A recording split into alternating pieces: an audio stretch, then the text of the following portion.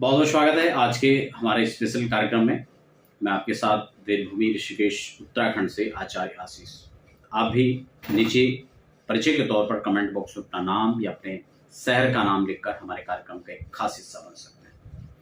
बंधुओं, हम यहाँ पर मुहूर्त को लेकर बात कर रहे हैं क्योंकि अब जनवरी तक के जो मुहूर्त हैं, जनवरी तक जो हैं आप गृह प्रवेश या संस्कार आदि जो मुहूर्त हैं वो आप नहीं कर पाएंगे। क्यों नहीं कर पाएंगे उसका भी आपको रीजन बताऊंगा, और कौन कौन सी तिथियों तक नहीं कर पाएंगे वह भी आपको बताऊंगा। खासकर गृह प्रवेश की हम बात करें, क्योंकि होता क्या है कि मकान बनाने में जो समय होता है, मान लो कोई भी मकान बनाते हैं तो उसका एक निश्चित समय होता है कि उनको लगता है कि हमारा मकान 6 महीने के अंदर हमें जो है अलॉट हो जाएगा। जो फ्लैट वगैरह होते हैं वहाँ पर भी बहुत सारे इस तरह की बेसिक चीज़ें होती हैं कुछ, जिनके कारण से पेंडिंग पड़ जाता है मामला। या हम खुद भी मकान बनवा रहे हैं, किसी ठेकेदार के माध्यम से बनवा रहे हैं, तो वहाँ पर कई बार विलम्ब हो जाता है। ऐसे में जब घर मकान बन भी जाते हैं और गृह प्रवेश की बात आती है तो उस समय व्यक्ति को लगता है देखो हमने लाखों रुपए मकान पर लगाए, करोड़ों रुपए लगा दिए, तो हम किसी अच्छे समय में अच्छे मुहूर्त के अंदर प्रवेश करें।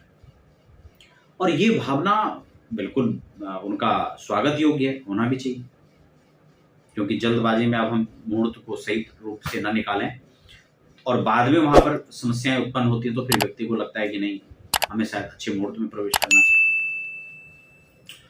देखिए, शुभ और अशुभ इनकी एक अपनी अपनी एक मर्यादा हो सकती है, लेकिन किसी भी काम को शुभ और अशुभ मुहूर्त में करना ये हमारे हाथ में होता है। तो हर व्यक्ति चाहता है अपनी तरफ से कोई कमी हम ना छोड़ें। मकान ठेकेदार ने बनाया, आपने कहीं भी उसमें कमी नहीं रखी, लेकिन वह अच्छा बनेगा नहीं बनेगा या तो आपको भी नहीं पता है। केवल आप प्रयास उसमें कर सकते हैं कि मकान अच्छे से अच्छा बने। आप उसमें धन अच्छे से लगा सकते हैं, लेकिन अच्छा होना यह अपने आप में अलग पक्ष है। ऐसे में हर व्यक्ति चाहता है कि हम अपनी तरफ से कोई कमी ना छोड़ें, चाहे मकान बनाने की बात हो, चाहे उसमें गृह प्रवेश की बात हो। हर व्यक्ति अपने अच्छे से अच्छे प्रयास को करता है, अच्छे से अच्छे काम करने का सोचता है। अब मुहूर्तों की बात आती है तो मैं पिछले कार्यक्रम के माध्यम से आपको बहुत विस्तार से सभी महीनों की जो डिटेल है वो मैंने आपको बताया। कौन से महीने के अंदर गृह प्रवेश करने से शुभ होता है, कब इसका उत्तम फल है, कब मध्यम है और कब अधम है, कौन से महीने में गृह प्रवेश करना ही नहीं चाहिए, या कौन सी परिस्थितिवश गृह प्रवेश नहीं करना चाहिए, या कौन सी परिस्थितिवश हम गृह प्रवेश कर सकते हैं। साथ ही गृह प्रवेश के नियम, क्योंकि आप गृह प्रवेश करने जा रहे हैं तो स्वाभाविक है आप उन नियमों को भी जानना चाहेंगे कि कौन कौन सी ऐसी बातें हैं जो गृह प्रवेश के समय, पूजा के समय हमें ध्यान देनी चाहिए, या हम गृह प्रवेश जब कर रहे हों तब हमें कौन कौन से मुख्य नियम है जिनको फॉलो करना चाहिए। तो उसके लिए भी मैंने आपको जानकारी दी है। आप नीचे डिस्क्रिप्शन में लिंक है, आप उसके माध्यम से देख सकते हैं, या फिर गृह प्रवेश 12 महीने का तो मैंने अलग से चैप्टर बना रखा है, आप उसको चेक कर सकते हैं। नियम के लिए अलग से वीडियो आप उसको देख सकते हैं, प्लेलिस्ट के माध्यम से आप समझ सकते हैं। ठीक है ना? तो ये कुछ जरूरी जानकारियां हैं जो आपको मेरे हिसाब से लेनी चाहिए, समझनी चाहिए, और उसके हिसाब से आपको काम करना चाहिए। अब जनवरी तक हमने क्यों कहा कि मुहूर्त नहीं बन पाएंगे? उसमें होलाष्टक है, सॉरी उसमें शुक्रास्त है, और शुक्रास्त के साथ साथ फिर जब खरमास लगेगा तब भी गृह प्रवेश नहीं होगा। श्रेष्ठ महीने कौन कौन से हैं गृह प्रवेश के? सबसे पहले तो हम जब गृह प्रवेश का मुहूर्त चयन कर रहे हो तब हमें एक चीज का ध्यान रखना चाहिए, बहुत जरूरी। सबसे पहले तो हमें गृह प्रवेश के जो नियम है, कौन से महीने, तिथि, वार, नक्षत्र, इन सब चीजों को देखना चाहिए। कौन से महीने के अंदर श्रेष्ठ जो मुहूर्त है वो बन पा रहा है, और फिर जब श्रेष्ठ महीने का हम चयन कर लें उसके बाद हमें ये चीजें देखनी चाहिए कि मान लो हमें, मैं आपको अभी यहाँ पर कुछ जो महीने हैं जो श्रेष्ठ के अंतर्गत आते हैं वो उसको भी बताऊंगा, जो मध्यम आते हैं उनको भी बताऊंगा, और जो अधम में आते हैं उनको भी बताऊंगा। ठीक है? उसके बाद पंचांग की शुद्धि, यानी आपका मुहूर्त जब बन रहा है तब उस समय जो तिथि है, जो नक्षत्र है, जो वार है, ठीक है। कुछ लोग कहते हैं कि शुक्ल पक्ष और कृष्ण पक्ष, इसका किसी प्रकार से कोई नियम में नहीं है, ठीक है ना। वो बात अलग है कि हाँ शुक्ल पक्ष को श्रेष्ठ माना जाता है, लेकिन फिर ये भी नहीं कहा जा सकता कि नहीं कृष्ण पक्ष उसमें अधम है, क्योंकि वहां इस प्रकार के नियम नहीं है। हाँ, पक्ष में का भेद नहीं है, उत्तरायण दक्षिणायन का भेद भले हो सकता है, लेकिन उसके लिए भी मैंने आपको जब महीने भर की जानकारी दी है ना अलग अलग महीनों की, तो आप वहां पर समझ जाएंगे कि उत्तरायण और दक्षिणायन का खेल भी क्या है, इसके उसका नियम भी क्या बनता है।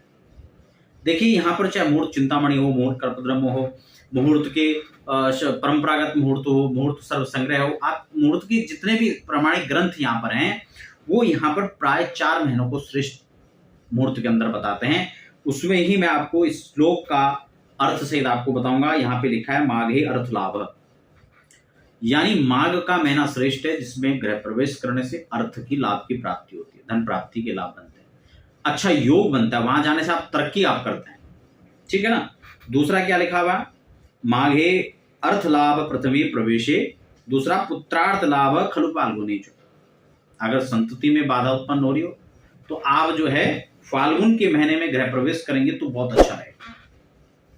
मैं मनमुखी नहीं शास्त्रमुखी बात आपको बता दूं, ठीक है ना।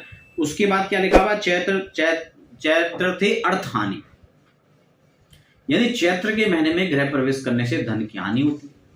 इसीलिए आपने जो अधम महीनों का मैंने आपको बता रखा है, पिछले वीडियोस में मैंने आपको सारी जानकारी दी है, और इसीलिए मैं इसमें भी मुख्य जानकारी आपको दे रहा हूं ताकि आप इस बात को थोड़ा सा और समझ जाए, और बहुत डीपली आप डिटेल में जाएंगे तो उस कार्यक्रम के अंदर आपको जानकारी मिलेगी। क्यों? क्योंकि खर मास चैत्र में भी लग जाता है। जब जब सूर्य भगवान देवगुरु की राशि में प्रवेश करते हैं, चाहे वो मीन राशि हो या धनु राशि, क्योंकि दोनों की स्वतंत्र राशियां हैं, तब तक खर मास लग जाता है। तो यहां पर भी वही स्थिति है, इसलिए इस महीने के अंदर नहीं होगा, पौष के अंदर नहीं होगा, क्योंकि दोनों खर मास है। वैशाख मासे पशुपुत्र लाभ, ज्येष्ठेषु मासेषु परेषु नूनम हानि प्रद शत्रु भयावह।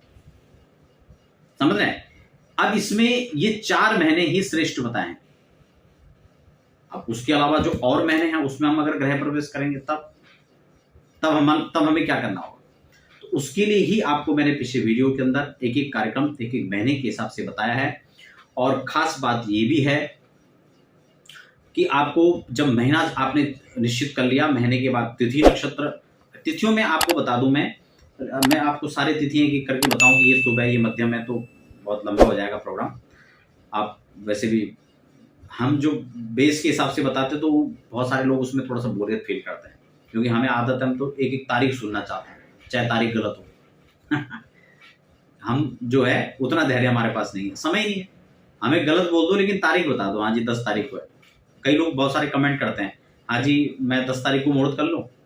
अब उसको अगर हाँ कह दिया तो भी दिक्कत है, ना कह दिया तो भी दिक्कत है। भाई किस बेस पे कहें, कहाँ पे करेगा, कौन हो तुम, कैसा गृह प्रवेश आप कर रहे हैं, कौन से शहर के अंदर कर रहे हैं, क्या आपकी राशि है, बहुत सारी चीजें, तो ये संभव नहीं हो पाएगा।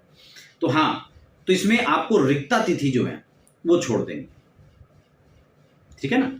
उसके अलावा स्थिर संज्ञक नक्षत्र और मृदु संज्ञक नक्षत्र ये गृह प्रवेश के लिए शुभ माने गए। उत्तरा फाल्गुनी है, उत्तराषाढ़ है, उत्तरा भाद्रपद है, बहुत अच्छे नक्षत्र है,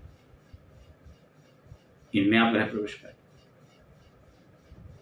12 के अंदर शुभ बार श्रेष्ठ माने गए हैं, उसमें क्रूर बार जैसे सूर्य का बार रविवार हो गया और मंगल हो गया, इन 2 बारों को तो गृह प्रवेश त्याज्य ही है।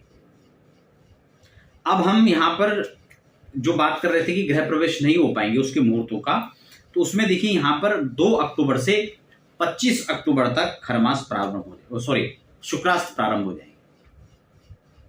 अब अगर आपको बहुत आवश्यक है, समझ रहे हैं, और आप चाहते हैं कि भाई और सब चीजें हम अच्छे से देख लें, केवल शुक्रास्त चल रहा है कोई बात नहीं, 1-2 शिश में, लेकिन संपूर्ण विधि विधान के साथ हम करेंगे और सारी चीजें अच्छे से मिलाएंगे, खरमास है तो कोई दिक्कत। अगर इस सूत्र को आप माने तो आप कर सकते हैं, अन्यथा आपके पास समय है, आप रुकना चाहते हैं तो फिर आप कब तक आपको वेट करना पड़ेगा वो बता देता हूं। क्योंकि 25 नवंबर तक शुक्रास्ति रहेगा, उसके बाद 16 दिसंबर से फिर 13 जनवरी तक लगभग यहाँ पर फिर खरमास प्रारंभ हो जाए। तो बीच में थोड़े दिन बचेंगे, उन दिनों के अंदर आप अच्छे से चिन्हित करके मुहूर्तों को मुहूर्त निकाल सकते हैं, अगर शुक्रास्त के बाद भी निकालना चाह रहे हैं खरमास से पहले। तो ये कुछ दिन आपको मिलेंगे, इसमें आप अच्छे से मुहूर्तों का चयन करके इसमें गृह प्रवेश का मुहूर्त आप निकाल सकते हैं। तो खरमास और शुक्रास्त दोनों की जानकारी मैंने आपको दे दी, इसीलिए मैंने कहा कि जनवरी तक मुहूर्त नहीं बनेंगे, और 14 जनवरी मकर में सूर्य जाते ही फिर जो है यहाँ पर जो मुहूर्त हैं वह बनेंगे सभी चीज़ों के लिए, चाहे विवाह हो, गृह प्रवेश हो, और भी कार्य हैं। तो आशा करता हूँ कि आज के कार्यक्रम में गृह प्रवेश से संबंधित जो मुख्य जानकारी हैं, साथ ही शुक्रास्त और खरमास की भी जानकारी आपको आज के कार्यक्रम के माध्यम से मिला। तो आप बने रहें, फिलहाल मुझे दीजिए इजाजत।